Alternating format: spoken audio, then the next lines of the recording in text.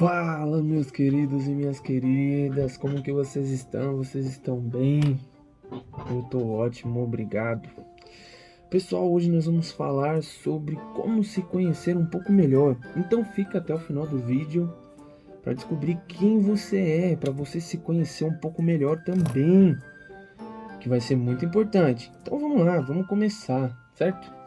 Então vamos lá. No livro O óbvio que ignoramos, eu cheguei numa parte onde ele questiona se nós nos conhecemos o suficiente.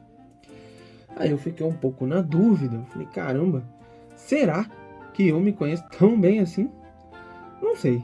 Aí, beleza, ele faz perguntas até, mano, pergunta boba, você já pensou o porquê que você está pensando e por que você está pensando no que você pensa? Confuso, né? Mas porque às vezes você pensa, mas na real tá tão bagunçada a sua mente que você nem sabe realmente o que você tá pensando. Mas enfim, ele é uma questão também de a gente ter um pouco de calma, né? Vamos dizer assim. Porque, poxa, se você tá pensando 1 milhão de coisas ao mesmo tempo, você tá tendo provavelmente um ataque de ansiedade. Porque você tá pensando em várias coisas ao mesmo tempo. Então, você precisa ter uma calma, dá uma respirada, tudo, organiza suas ideias e depois põe pra fora, beleza? Então aí, principalmente ele fala em nos conhecermos como sabermos qual que são os nossos pontos fortes e os nossos pontos fracos. Então, vamos lá. Você sabe qual que é o seu ponto forte? Bom, talvez. Ah, Lincoln, qual que é o seu ponto forte? Poxa, meu ponto forte é conhecer de carro, gostar de ler, eu gosto de falar com as pessoas, é, sou bom em matemática, essas coisas, tá bom? Alguns pontos fortes. Trabalho em equipe, e aí por aí vai, área profissional, tudo mais. Beleza, mas em qual que é seu ponto fraco? Ah, meu ponto fraco é questão de gramática, língua portuguesa, sabe, entre outras coisas que na real não tinha pensado ainda em falar aqui, tudo bem? Mas todo mundo tem aí seus pontos fortes e nossos pontos fracos. Ah, mas Lincoln, o que eu vou usar com isso? Olha, você pode usar o seu ponto forte, como dito no vídeo anterior, que você pode, fazer renda com o seu ponto forte, e o seu ponto forte às vezes é uma paixão que você tem por alguma coisa, então se transforma sua paixão, você junta com o seu talento, que também com certeza é um ponto forte para você, e isso transforma em renda provavelmente. Então se você junta as três coisas, beleza, dá aquela tripla convergência que a gente falou no vídeo anterior, e você consegue uma escala nos seus ganhos financeiros, você está fazendo o que você ama, então você não vê o tempo passar, enfim. Isso são pontos fortes também. Tudo bem, mas Lincoln, o que eu faço com meus pontos fracos? Eu tenho que trabalhar eles? Olha, talvez trabalhar não seria uma verdade. Na verdade, o interessante é você saber reconhecer quais são os seus pontos fracos, sim, você saber quais são. Ah, meu ponto fraco é falar em público. Um exemplo, eu não tenho muito esse ponto fraco. Ah, meu ponto fraco é falar em público. Ah, então o que eu vou fazer? Poxa, eu tenho um trabalho na faculdade, eu preciso apresentar para a sala. Minha sala tem 50 pessoas. Nico, o que eu vou fazer? Não trabalhe o seu ponto fraco achando que ele vai se igualar ao seu ponto forte ou chegar no nível do seu ponto forte. Trabalhe, na verdade, o suficiente para você saber lidar com ele. Então, você vai apresentar um trabalho, você tem esse problema, esse é o seu ponto fraco, estar na frente das pessoas, com várias pessoas te olhando, tá bom.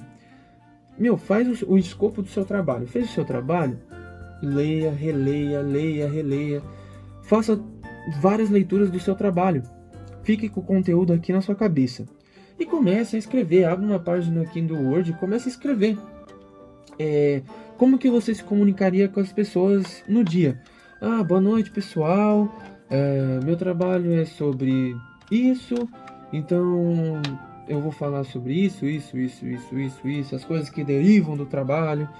Enfim, você vai escrevendo. Qual que seria a melhor forma de você apresentar o seu trabalho? e começa a escrever realmente como não. Na verdade, é um roteiro para você apresentar o seu trabalho. Então, você está trabalhando o suficiente o seu ponto fraco para você saber lidar com ele e você não passar vergonha, conseguir passar por um obstáculo tranquilamente naquele dia, naquele momento, naquela hora. Então, acho que trabalhar realmente o seu ponto fraco é algo um pouco medíocre, pelo menos na minha visão, porque eu sei que eu fui muito assim. Ah, puxa, eu tenho o meu ponto fraco, então eu acho que eu preciso trabalhar muito mais ele do que o meu ponto forte, que é o que comentamos no vídeo passado. E aí eu comecei a parar para pensar de um tempo para cá e falar, meu, na real, eu tenho que realmente trabalhar o meu ponto forte, porque ele é o meu forte. Então, por que eu vou dar atenção e trabalhar tanto o meu ponto fraco? Só que eu cheguei nesse ponto do livro que, na real, a gente tem que trabalhar o ponto fraco de uma forma limitada. O suficiente para você saber lidar com aquele problema. Então, você saber reconhecer o seu ponto fraco é ótimo, porque você pode lidar o suficiente com ele em qualquer situação que ocorrer. Ah, vamos voltar ao exemplo. Não consigo falar em público. Aconteceu de repente de você ter que falar em público, fazer alguma apresentação ou falar com algumas pessoas. Você sabe que esse é o seu ponto fraco, mas você trabalhou o suficiente para falar bem com as pessoas naquele momento, mesmo que te pegue de surpresa. Ah, mas eu não vou conseguir porque eu não me preparei, eu não fiz um roteiro para... Cara, então começa a treinar com você mesmo, de frente ao espelho, começa a se comunicar mais com as pessoas. Trabalhe o suficiente para você conseguir passar pelos obstáculos, beleza? Então, e tem uma questão também dessa parte de saber alguns pontos fortes e alguns pontos fracos, você trabalhar com paixão, só que você também saber lidar com o seu mundo externo. Por exemplo, o Jacob, ele deu um exemplo claro do Kurt Cobain, da banda Nirvana, né? Que se suicidou em 1994, tudo. Só que ele foi assim uma pessoa que teve um sucesso muito grande em pouco tempo. Ele trabalhava com a paixão dele, sim, porém ele não soube lidar com algumas situações externas, como outras pessoas até muito mais velhas do que ele, que passaram até por coisas até piores do que ele, só que são bem sucedidas até hoje, como Gisele Bündchen, Sylvester Stallone, e ele dá outros exemplos aqui. Aí, mas por que certas pessoas de sucesso continuam tendo sucesso, sabendo enfrentar o mundo externo, e outras, infelizmente, acabam que nem o Kurt, que foi assim um tremendo choque, foi uma perca de talento absurda. Eu mesmo sou fã da banda, eu gosto das músicas deles. Então, você via que a pessoa realmente compunha e cantava com paixão. Ou seja, ele trabalhava com o que ele gostava. E ele fez uma tripla convergência. Era o talento, a paixão e renda. Ele explodiu em pouquíssimo tempo, né? Claro, não foi uma trajetória muito curta, mas a explosão realmente dele foi em um período curto, né? E o sucesso, infelizmente, dele também foi curto. Mas enfim, aí ele explica. Outras pessoas conseguem lidar com opiniões alheias, externas, e outras não. Kurt já vinha com um histórico de problemas com drogas. Então, mas o problema com drogas dele era por causa do passado dele. Eu não vou falar da história dele porque senão o vídeo vai ficar muito longo, tá legal? Mas ele teve muitos problemas no passado, problemas até pesados para uma criança indo para a adolescência e de um adolescente para a vida adulta. Então é traumatizante, sim, muito. Então ele achou um meio, e esse meio, aos nossos olhos, da maioria, não é o melhor, que foi o vício, por exemplo, em heroína, que era o que ele tinha. Ele era um viciado em heroína. Mas enfim. Então, assim, a questão de opiniões alheias, para ele, era muito chocante. Então, se alguém virasse para ele e falasse: Nossa, Kurt, você não... Nossa, sua voz é um pouco rouca. Cara, o mundo para ele acabava. Ele absorvia aquilo de verdade, entendeu? Ele tinha essa personalidade. E isso eu falo não porque, nossa, eu tô chutando o que ele tinha, não. são depoimentos de pessoas que eram próximas deles, que sabiam, médicos que acompanhavam a vida dele um pouco, sabe? Psicólogos, enfim. São depoimentos dessas pessoas, tá bom? Então, assim, essas pessoas falavam que ele realmente absorvia muito a opinião dos outros. Então, a pessoa falava, meu, na real, sua voz é meio estranha, será que você vai fazer sucesso? Só que a pessoa falava isso quando o cara já tinha sucesso, só que o cara absorvia aquilo de forma ruim. Enfim, e aconteceu tudo na vida dele. Só que, por exemplo, pessoas como o Sylvester Stallone, que foi rejeitado não sei quantas vezes para ser ator, até que chegou o momento que ele brilhou em Rock, que foi o primeiro filme dele, que ele foi o protagonista, enfim. E Gisele Bündchen também, que uma das críticas que ela levava muito era o rebolado e o nariz, que as pessoas falavam que ela rebolava demais nas passarelas e ela tinha um nariz muito grande. Só que, pensa, ela também foi rejeitada diversas e diversas vezes, 8 meses aí tentando entrar nos holofotes e não conseguia. Meu, também teve uma vida muito, assim, pesada, entendeu? Ela teve que vir praticamente, vamos dizer, hoje a gente fala que 13, 14 anos é uma criança ainda, nem é adolescente. A gente considera adolescente aí 16, 17, depois já é adulto. Então, assim, ela saiu das casas dos pais para seguir um sonho dela, uma paixão dela, com, se eu não me engano, é 13 ou 14 anos. Saiu de uma cidade de Minas, Minas ou Rio Grande do Sul, agora eu não lembro de cabeça, mas acho que é Rio Grande do Sul, alguma coisa do Sul, para vir para São Paulo. Poxa, naquela época, meu, imagina, uma criança de 13, 14 anos vir sozinha para São Paulo para tentar a vida, enfim. E foi um sufoco também. Só que ela sabia, ela era forte o suficiente, sabia do ponto fraco dela, só que ela nem ligava porque as pessoas diziam. Na verdade, ela revolucionou o mundo das passarelas. As pessoas só tinham lá meninas magras, anorexas lá, e chegou a Gisele com um corpo mais arrojado, um rebolado, totalmente diferente, e revolucionou, entendeu? Só que todos eles tinham um objetivo muito claro. Sylvester Stallone, Gisele, que era o quê? Gisele, um exemplo, não lembro muito bem de cabeça, mas era, se eu não me engano, era para ser a melhor top model do mundo. Sylvester Stallone, o melhor ator, sabe? Roteirista, mais ou menos assim. Só que eles tinham muito claro isso. Então eles corriam atrás, podia acontecer o que acontecer, mas eles faziam o que faziam por paixão. Então, assim, e também sabiam o ponto fraco deles.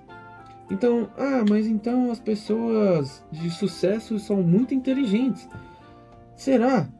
Será que eles, na história deles, talvez se você colocar no Google e ir atrás da história mais funda deles, de vida, será que você não vai perceber que eles também tiveram que errar muito? Eles erraram muito, mesmo depois da fama ou do sucesso. Fizeram escolhas erradas, pisaram na bola. Meu, com certeza. Tanto que fala de um exemplo aqui da Gisele, que ela já estava nos holofotes e ela fez um contrato com uma marca lá de roupa que usava ainda pele de animais. E aí tinha um grupo ativista na hora que ela foi entrar na passarela, avançaram para cima dela, tipo, para interromper o desfile. Enfim, e aí surge a pergunta, uma pessoa que teve tanto sucesso, lutou tanto, tá se desenvolvendo super bem e comete um erro tão, assim, banal desse, não tá vendo exemplos de outras pessoas que se prejudicaram também por assinar o mesmo contrato com essa empresa, aí ela que tá tendo sucesso, tá indo bem, assinou também, aí meio que ele fala assim, mas será que essas pessoas são burras? Não são burras, porque é natural nós tomarmos atitudes de erro. E a gente, o que a gente pode fazer com o erro? O erro, ele não vai nos prejudicar. O que nos prejudica é o que você vai fazer com o seu erro. Você vai aprender a lição ou você vai continuar cometendo o mesmo erro? E aí fica a pergunta.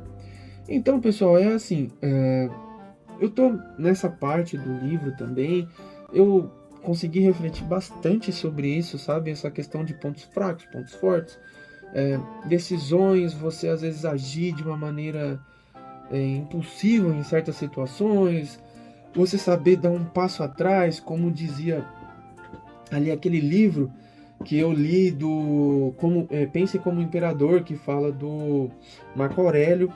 Então, meu, são coisas que você começa a pôr na ponta do lápis, você fala, pô, é mesmo, caramba, talvez se eu não tivesse feito tal coisa, mas é bom você saber como que foi o seu passado, analisar o seu passado para você não cometer a mesma coisa no presente e melhorar o seu futuro. Tá? Não adianta você ficar falando, nossa, mas se eu tivesse investido tanto naquela empresa, naquela época, meu Deus, eu estaria com 2 milhões. Aí fica sonhando, a pessoa ficou presa lá, fica sonhando. Aí quando ela cai na real, ela fala, tá bom, mas, pô, tá, eu tô aqui. Então assim, não se prenda no seu passado. Olhe pro seu passado, vê as suas atitudes, para você não fazer novamente no seu presente e conseguir melhorar ainda mais para o seu futuro, na sua evolução, tanto no seu espiritual, como no seu corporal, como você se relacionar com as pessoas, você evoluir profissionalmente. Enfim, faça o seu passado como lição. Não tente trazer o seu passado para o presente, porque você pode prejudicar o seu futuro. Legal? Então eu acho que essa é a mensagem de hoje, pessoal. Não quero me estender muito mais do que isso. E não vou esquecer, claro, daquele grande like no nosso vídeo, certo? Porque vocês também fazem parte disso. Compartilhe com quem vocês quiserem, compartilhe com as pessoas que vocês acham que vai gostar desse conteúdo, que vai se interessar pelo que eu estou falando aqui neste momento. Não se esqueçam também de se inscreverem no canal, certo? Ativem lá o sininho para vocês ficarem por dentro de todas as novidades. Certo, pessoal? Então, muito obrigado por assistir o vídeo e até a próxima.